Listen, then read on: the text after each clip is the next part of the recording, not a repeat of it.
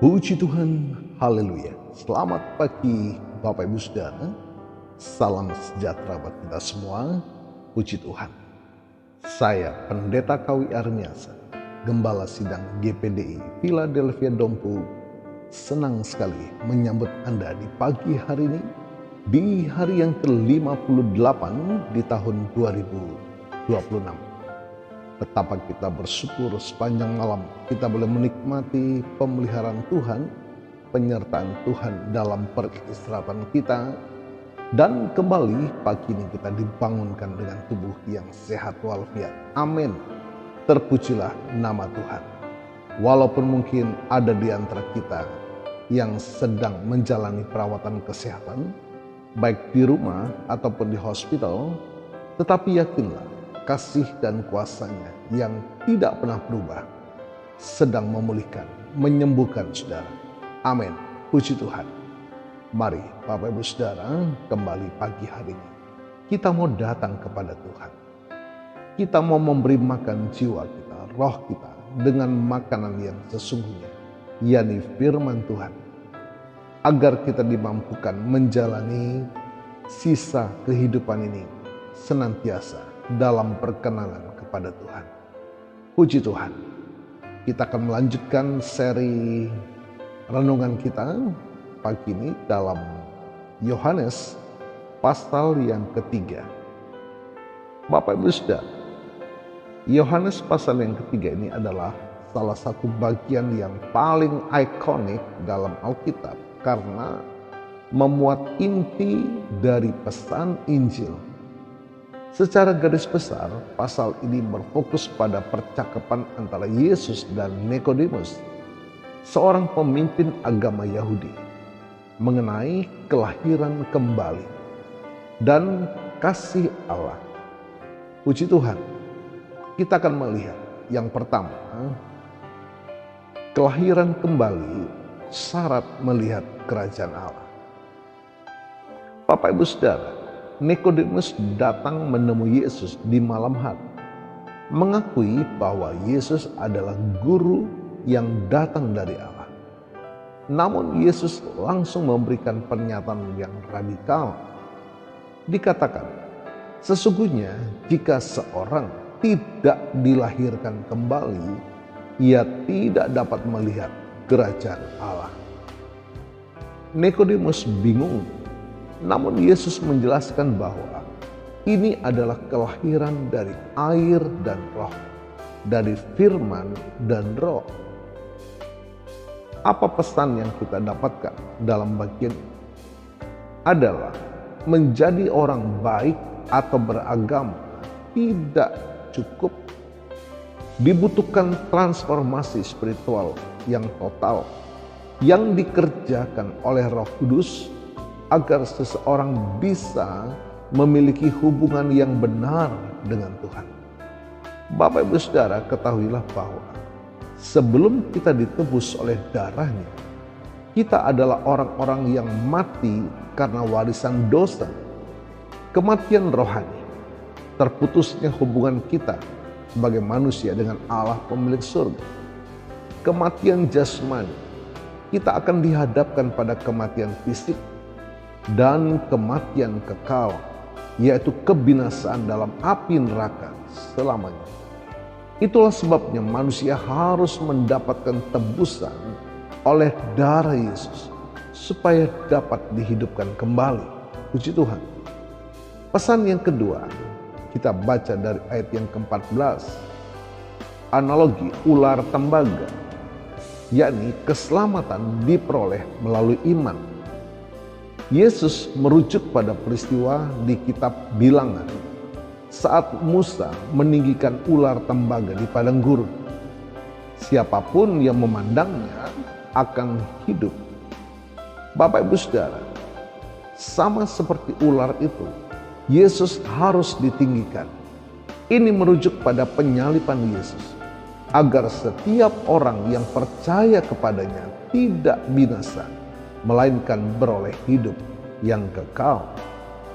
Keselamatan bukan hasil usaha manusia, melainkan pemberian Allah bagi mereka yang mau memandang dan percaya kepada Kristus.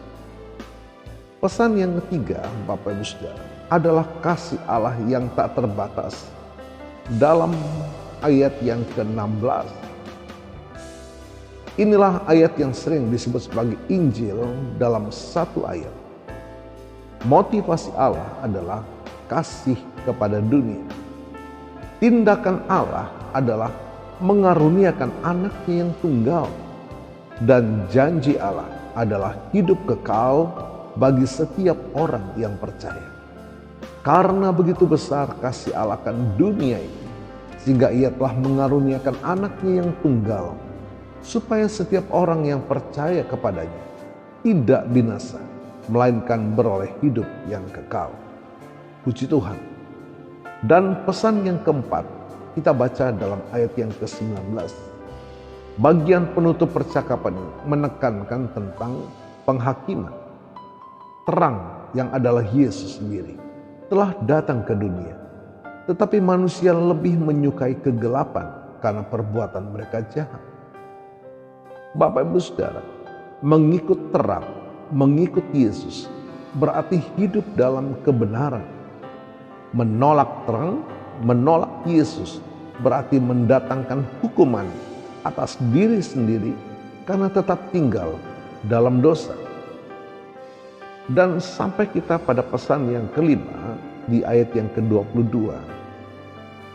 Kesaksian Yohanes Pembaptis adalah Yesus, Ia harus makin besar. Di akhir pasal, Yohanes Pembaptis memberikan teladan kerendahan hati yang luar biasa saat murid-muridnya mulai beralih kepada Yesus. Ia berkata, Ia harus makin besar, tetapi aku harus makin kecil. Ini adalah sikap inti dari seorang pelayan Tuhan, hamba Tuhan. Fokusnya bukan pada diri sendiri, melainkan pada kemuliaan Kristus. Jadi Bapak Ibu Saudara, renungan kita pagi melalui Yohanes pasal yang ketiga mengajak kita untuk memeriksa diri, apakah kita sudah mengalami kelahiran baru secara firman dan roh. Melalui firman dan yang ditandai dengan kecenderungan hati kita untuk selalu mau hidup memuliakan nama Yesus. Apakah fokus hidup kita adalah memuliakan Kristus, semakin memuliakan Dia, atau justru memegahkan diri sendiri?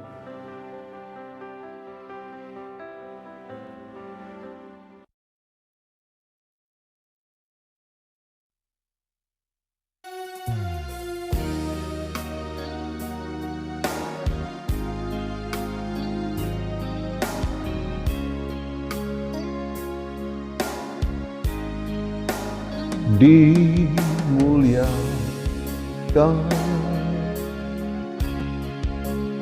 ditinggikan,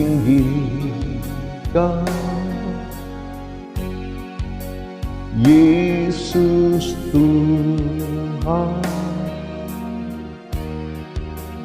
Kau Rajaku, amin, yang bertahta, yang berkuasa, Yesus Tuhan, Kau Rajaku.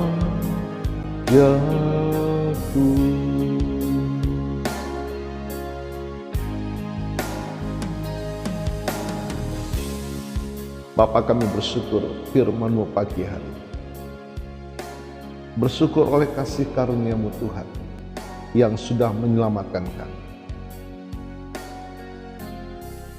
Oleh kuasa darah-Mu Tuhan yang sudah menebus kami dan menghidupkan kami kembali dari kematian rohani. Kami dihidupkan menjadi ciptaan baru. Dan hati ini selalu rindu menyenangkan hati-Mu Tuhan. Kehidupan ini selalu rindu memuliakan nama-Mu Tuhan. Dalam segala apa yang kami buat, nama Tuhan dipermuliakan dan ditinggikan. Terima kasih Tuhan. Diberkati kami semua pagi hari ini. Dan kami percaya kuasa firman-Mu melawat setiap kami, memberkati setiap kami. Terima kasih Tuhan. Dan hamba-Mu berdoa bagi Bapak Ibu Saudara yang menikmati berkat pertambahan usia, baik ulang tahun kelahiran maupun ulang tahun pernikahan dalam rumah tangga saudara. Kiranya anugerah, keberkatan, dan kasih setia Tuhan memberkati saudara, baik dalam kehidupan pribadi maupun dalam kehidupan rumah tangga saudara. Diberkatilah dalam nama Tuhan Yesus. Puji Tuhan. Mari Bapak Ibu Saudara, kita terima berkat Tuhan. Tuhan memberkatimu dan melindungimu. Tuhan menyinari engkau dengan wajah-Nya dan memberikan engkau kasih karunia. Tuhan menghadapkan wajah-Nya kepadamu dan memberikan engkau damai sejahtera.